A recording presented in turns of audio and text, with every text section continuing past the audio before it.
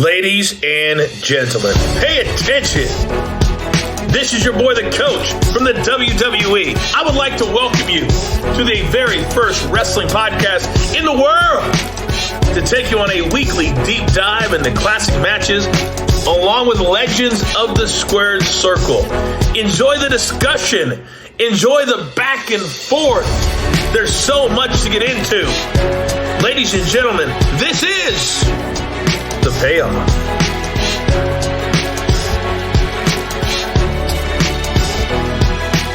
Dude, this is one of the most excited, anticipated episodes that I think I've ever had.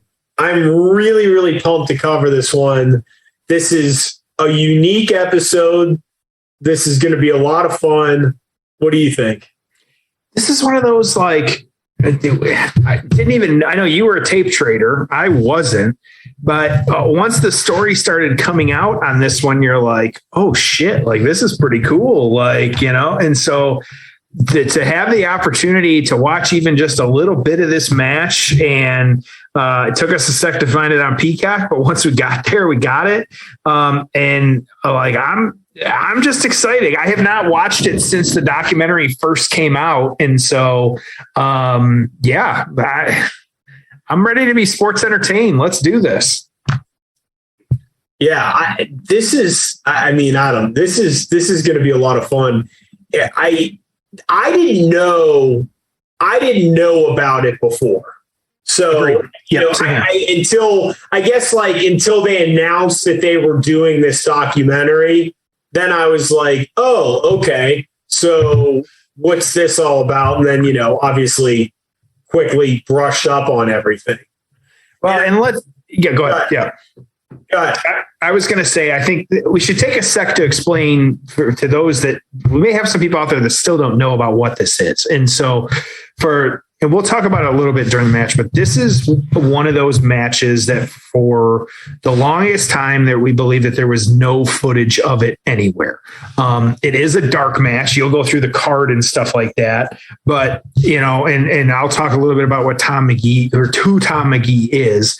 But as far as people were concerned, until this documentary came out, there was no footage, it was destroyed, the match was there and people knew about it, but also they put this out on the network. It had Tom Magee in it, which, how do you find, they know how to find the guy, but who would have even thought he was being billed as the next big person, with up in there with Hogan and stuff like that. So when footage of this came out, and there's still some weird, was it stolen, like a housekeeper, there's just some weirdness about where the tape came from itself. But once we realized the tape existed, and this is why if you search it on Peacock, it's WWE's most infamous lost match, but it's also the Holy Grail, because I've not even seen definitively what the Holy Grail is now of lost kind of footage, but as far as everybody thought we would never see this match, but here we sit today on a podcast about to talk about it. Well, I'm pumped to cover it, man. This is going to be a lot of fun. Yeah. Get into the build. Oh, it's time for the build.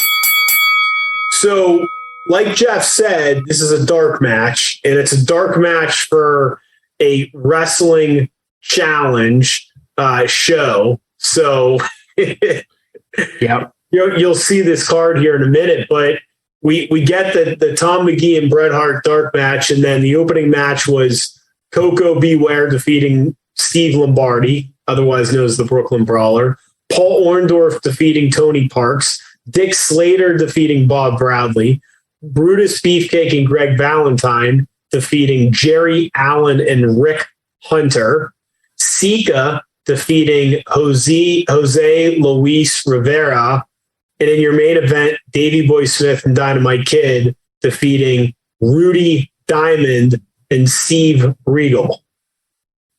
Hell of a card. That's your show.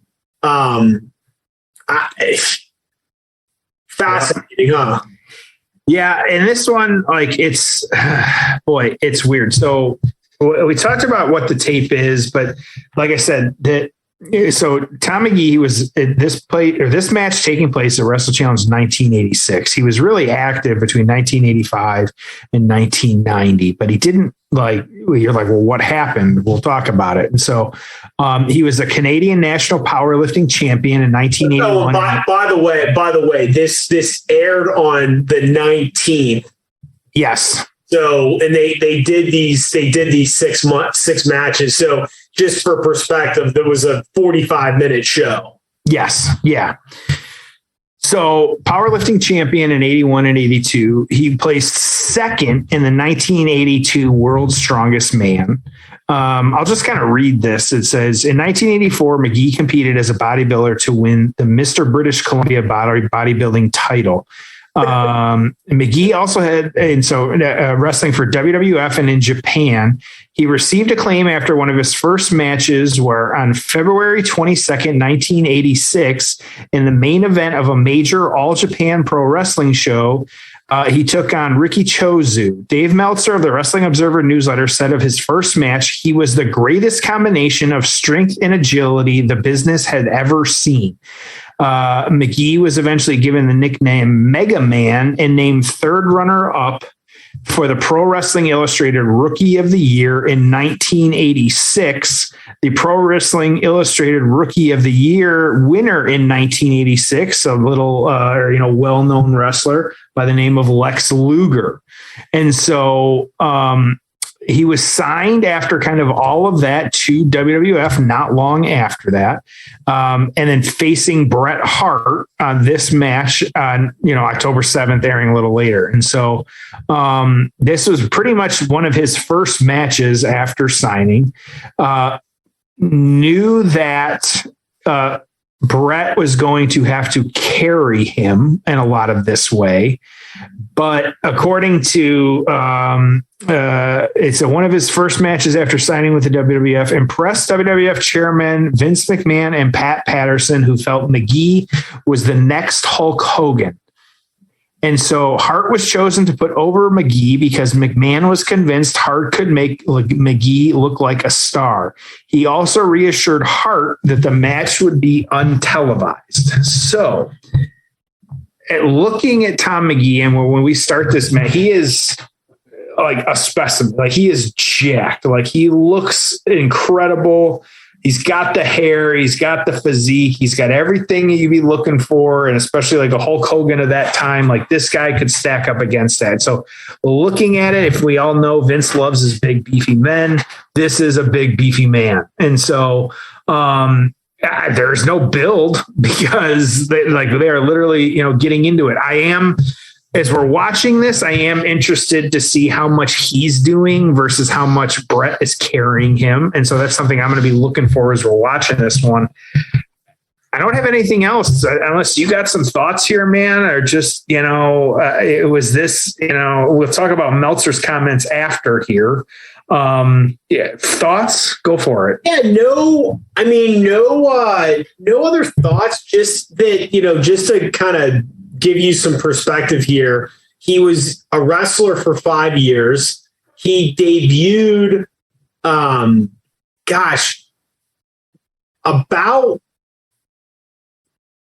struggled to find this. I've got it here. I'm trying to, so he debuted his first match of record was October 28th of 85. Okay. And then this would have been October 7th of 86. So he wrestled for about a year before this. Stuff in Canada. He was tagging with Bruce Hart a few times, wrestled against the Cuban Assassin a lot, who I think was a jobber. Did just, again, wrestling through Canada. But he had a minimum of 40 or 50 matches prior to this Bret Hart match. And then they bring him in for this. This was his first WWF match of any kind. He was beating a guy named Terry Gibbs on house shows, worked a dark match at a Wrestling Challenge pay-per-view against him, wrestled Magnificent Morocco Iron Mike Sharp. Then he goes over to Japan for, now we're in 88. So he's in 88, he's over in Japan. Then he comes back, worked a dark match in 88 with Ted DiBiase in Tampa, and then worked like 8 house shows defeating a guy named Tim Horner. And then after this, he had 2 matches in 1990 in New Zealand, and he's done. So, yeah, it's not like he didn't wrestle at all.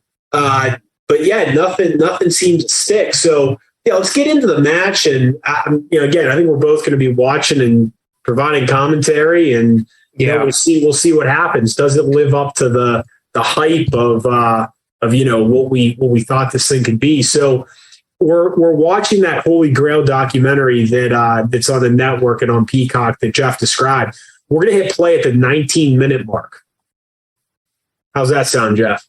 Yeah, and if you're searching for it, don't search Holy Grail for some reason, because it even took you and me a second here. Search like most infamous, because that's what it's like technically on Peacock, is WWE's most infamous lost match. So don't look up Holy Grail, look up that.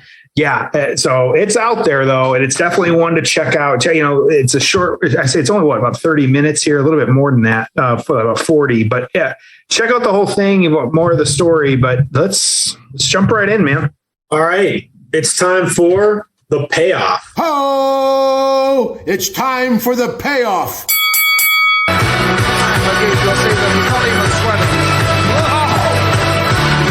We're watching a little montage now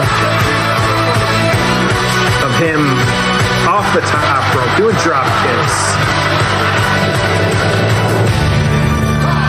Managed by Jimmy Hart. No, I'd see it back again if someone showed it to me. Did you want to watch it? Well, have you got it? You want to see it? Yeah. So this is the producers of the documentary asking the two of them, do they want to watch this coming again? a mile a minute. From the mouth of the South, Jimmy Hart. I think he's on the case of the referee. We're starting Tommy in the Magee middle of thrown it. off a bridge in Tallahatchie or something like that? No, I don't think so. Oh, it was Bobby Magee. So Magee is towering over Bret Hart.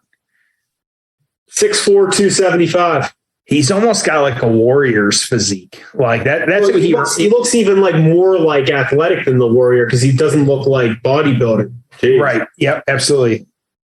Flips and somersaults and stuff in the ring. Here you go. Yeah.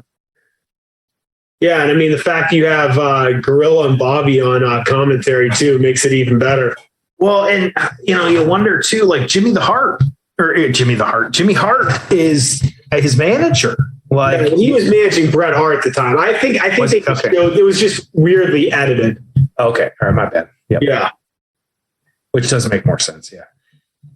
He's got him kind of tied up now. Always disrupting and irritating everyone at ringside. Bret Hart or Jimmy Hart loud on the microphone. Yep. Or megaphone. Couple arm drags here, kind of working Bret on the mat, kind of taking him over. Did a huge kind of kick over him. Yeah, it's interesting. Like, even though this is a dark match, like the WWF's production back then, like you don't appreciate it now because it just like doesn't look good. But like their production was so far ahead of everyone else even then. Like you see, this is just like a TV taping. Like how well lit everything is, how like good it looks. This footage is, well, what are we at here? It's almost 5 years old. Right. Yeah, exactly. And how often do you see a guy 6'4" doing backflips? He's doing backflips. Yeah, he's doing all kinds of stuff. Doing huge drop kicks here to Bret. Bret rolling to the outside, pissed off. To this point, I'll say Magee looks good. Looks great. Like he's out there, he's moving around well, like he's kind of manhandling Bret a little bit. And granted, Bret's getting double birds from a fan over. That's great. That kid does not like. Where is his parents? Jesus, he did not look old enough to be doing that shit. McGee just kind of standing tall. Bret selling on the outside here. Yep. Showing a replay of him just doing a huge flip over Bret. Yeah. Hard to deny. Like, he's got the look. Like, he's got, he's out there doing what he needs. We're back in the ring at this point. Bold move to be wearing red and yellow. I just had that thought myself, actually. I was looking at those knee pads are quite, that was kind of a little off there. Bret working heel in this match too to McGee. I do really wonder, like, like how things would have changed if McGee did take off, like, going into the WrestleManias and things like that. If he had, WrestleMania 3, if he had a bigger spot, like, God, who knows? Yeah, it's hard to believe that they couldn't find anything for him. Well, and you wonder, like, was it truly, like, maybe he was, just not up to where he needed to be at any point. Even with, like, he can only work so many dark matches, and maybe it was who he was in there with. You got Bret doing a power slam now. I don't know. He don't look too airborne now, does he? No, he doesn't. It looks like the Hindenburg. I tell you, those are extremely high-risk moves that the youngster was doing. And you miss one of those, and it could terminate your career immediately. Man, just Gorilla calling it straight, man. Just treating it like it's a real event. And I'm wondering too. So he was born in 58. And so if this was taking place in 86,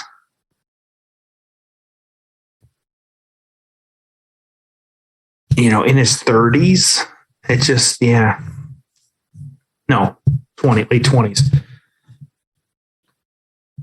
Roll up there. Nope, didn't get him.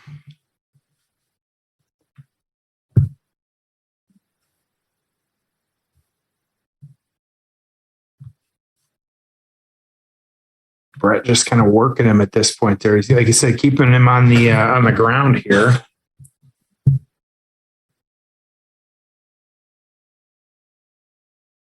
As big as he is too, Bret's manhandling him too for the pump handle slam there. Bret looks like little too. It's weird to say that, but he looks littler compared to when we would normally see him. I see you got a smile on your face over there. What are you thinking? I mean, how bad could this guy have been that he couldn't get a job during this era? I mean, with all the goofy characters and older, out of shape guys, I mean, like, I don't know why. Reversal. Wow. Full speed ahead. The classic Hard into the turnbuckle. I think he hurt his neck. His head whipped back and forth. I mean, he must have just had a horrible personality. This is, how do we not get more Tom McGee? But as you sent me the other day, how do we get screenshots of Bobby Salsa over here? Like, which if anybody has any information of where Bobby Salsa is, we want him as a guest on the payoff. Thank you very much. So, referee right there. Roll. Nope, couldn't get him. Yeah, I'm with you. And this was the age of either if you had a job, you could be a wrestler, or if you looked like Bob or Tom McGee, you could be a wrestler. Another roll up here. Got to the ropes though. Bret did.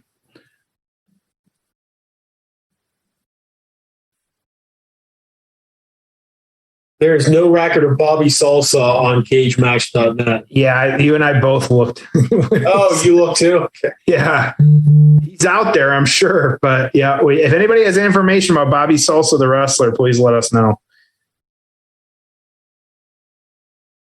McGee on the outside now. Yep, tossing McGee to the outside. I mean, it's a pretty big crowd for not the greatest card per se. I mean, certainly there's no Hogan, there's no Savage. Right. Yeah. I did not look to see Andre, King Kong Bundy. I mean, I'm just naming big stars during that era. But yeah, there's just no, And this was Rochester, New York, is where they're at. Finally got him up. No, over the back. Goes sunset flip. Oh, he got it. I can't believe it. Oh, man. Tremendous upset victory here. I think he held his breath. Tom Magee. His capacity crowd is on its feet, and rightly so, cheering on this youngster, Tommy Magee. What a tremendous victory over the ring veteran, the Hitman, Bret Hart. Let's go back and take a look at the tremendous move as the referee's getting a whole lot of static. Wow, talk about. There you go. All right, let's get into the aftermath. Ho! It's time for the aftermath. Well, It's just crazy. That's all I have to say. Like, I'm looking now, like, yeah, so he did wrestle. He did not look bad there to me. Now, granted, we're not in the ring. We don't kind of know what's being said and stuff like that. But, I'm, it makes no sense why he wasn't a bigger star. There was obviously something holding him back. That was not a bad match. Good on Bret putting him over type thing. And so I like from a, you and I, like an armchair perspective, I thought it looked good. I agree. I really WWE was successful, in my opinion, because of the reason that it flourished at the very beginning. What are we watching now? You're playing something else. I know. We're WWE.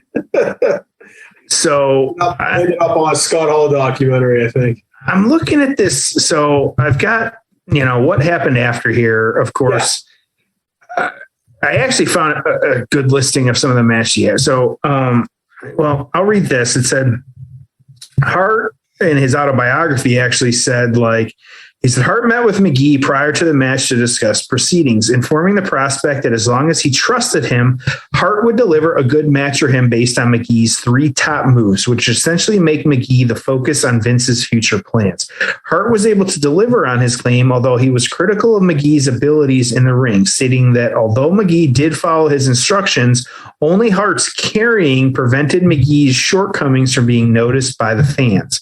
Like I said, we talked about the tape collecting and stuff like that. And so I'm looking at, so I've got, it's a 1987 listing of Tom Magee, match, all of wrestling. And so, like you said, he beat Terry Gibbs, Frenchie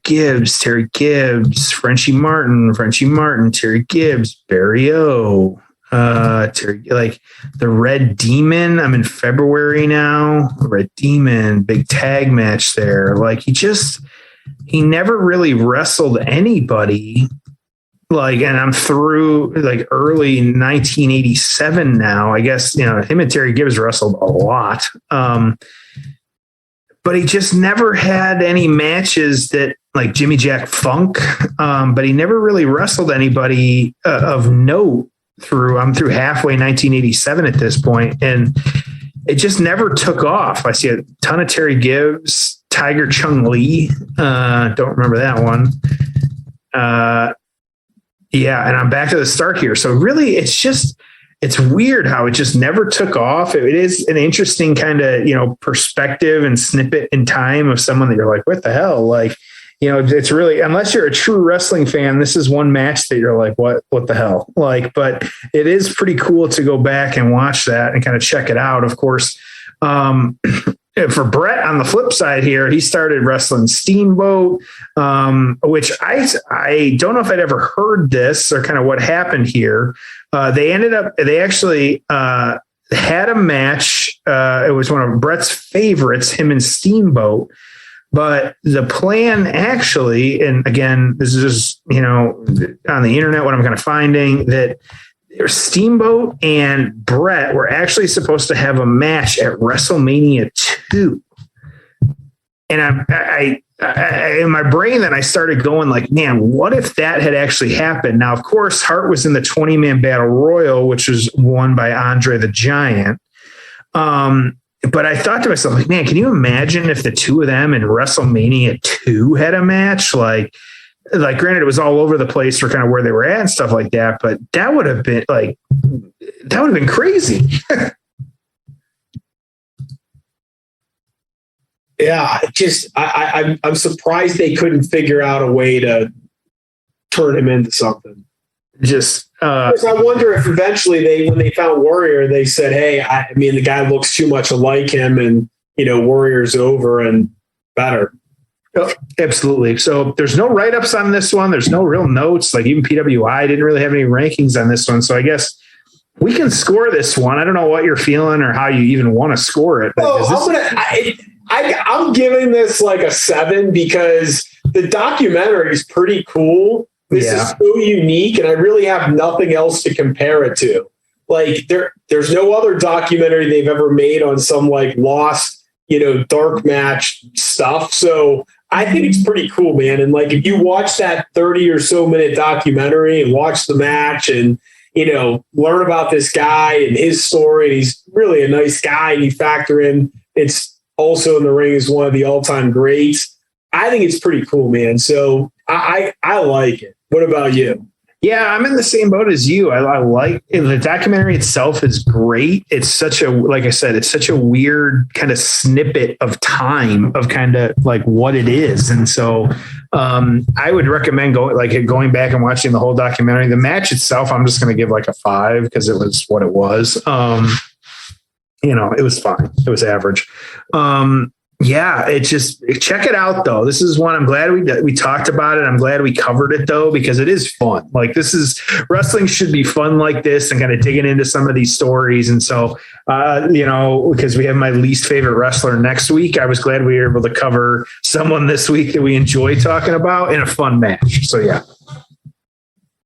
Well, yeah, I like this, man. I just think it was unique and it was fun and it was cool to explore. So this is why we enjoy doing the payoff. So, I was happy with that. How about we send them home happy today, my friend? Yeah. If you're looking for some new clothes, I can't recommend our sponsor enough. Just really, really cool stuff. Very affordable.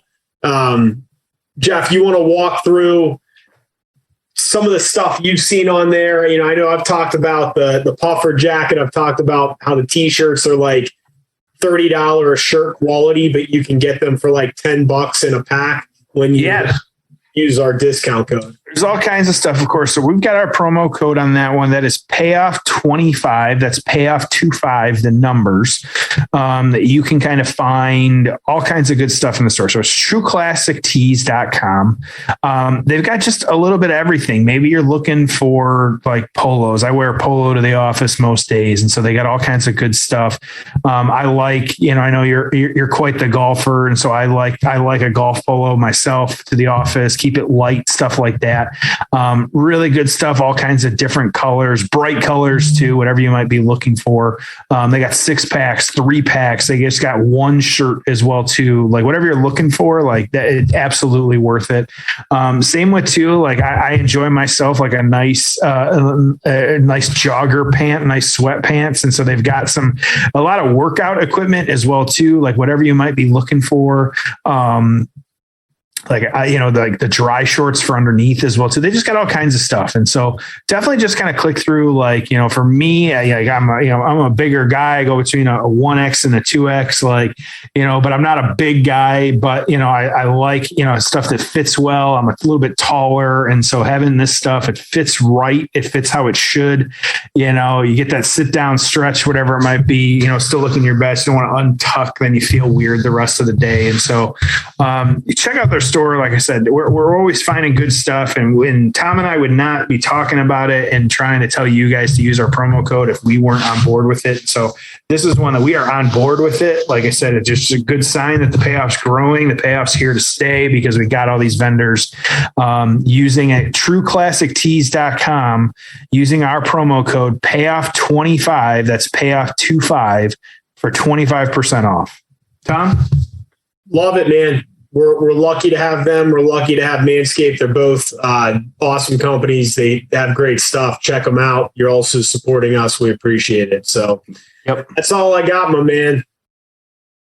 Send them home happy. Fun episode. Appreciate the support. We'll see you next week on an all new episode of The Payoff.